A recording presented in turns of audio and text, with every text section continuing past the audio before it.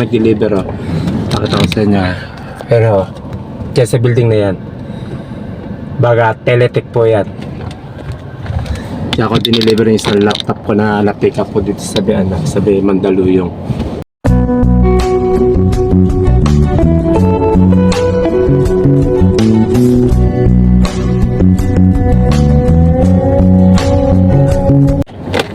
So guys, yan, time check. Yan, 11:05 ng umaga. Bali, katatapos ko lang yung deliver ko rito. Yung pinaka first booking ko. Yan, dito ako nag-deliver Pakita ko sa inyo. Pero dyan sa building na yan, baga Teletech po yan.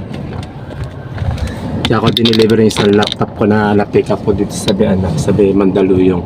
Okay?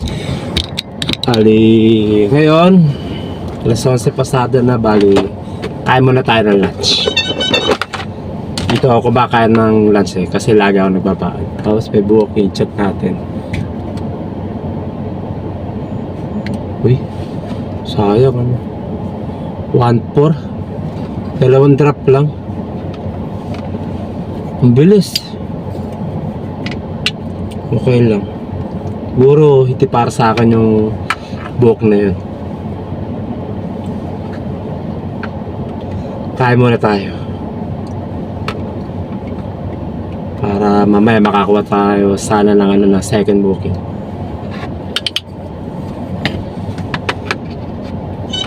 Oops. Puro schedule. Kain muna tayo ng lunch.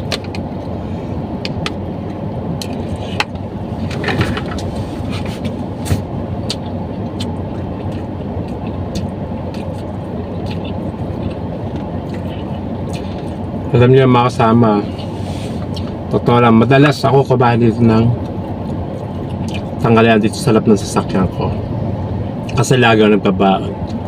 Siyempre, para makatipid na rin. Yun ang point dun. Kaya lagi ako nagbabaon para makatipid. Kasi meron ding time na booking sa drop-up ko, walang karinderya o malayo sa karinderya, walang makainan. Kaya paano kung saktong alas 12 dumating dito at gutom na gutom ka na, gusto mo na kumain pero wala kang baon, no? Diba? Kaya lagi po nagbabaon. Siyempre pag sa ganong sitwasyon, drop off tapos malayo yung karinderya, wala kang makainan. Meron mang karinderya pero wala mapag-parkingan, di po ba? Baka matsamba, maklamp yung gulong natin, kung sasakyan natin, laking problema pa, gastos. Kaya lagi po nagbabaon ng pang lunch yan para makatipid na rin, para sigurado po ba, kasi sayang din isang order sa karindel 70, 60 tapos kanin pa yun. Kaya lagi nagbaba para makatipid.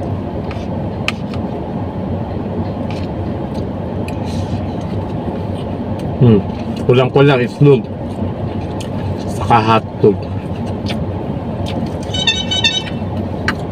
Booking.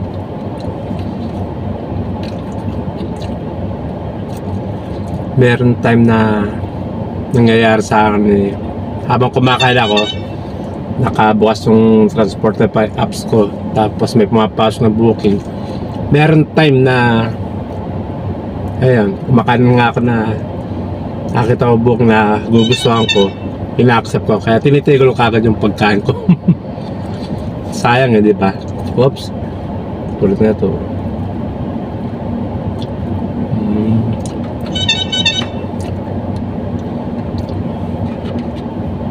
Yan, namimili pa ako ng booking. Dami pumapasok na booking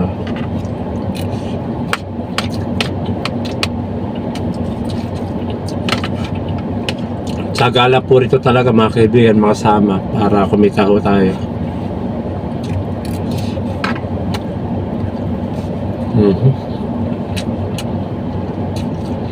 May 300, 400 plus. Daming booking. Mamimili ka na lang.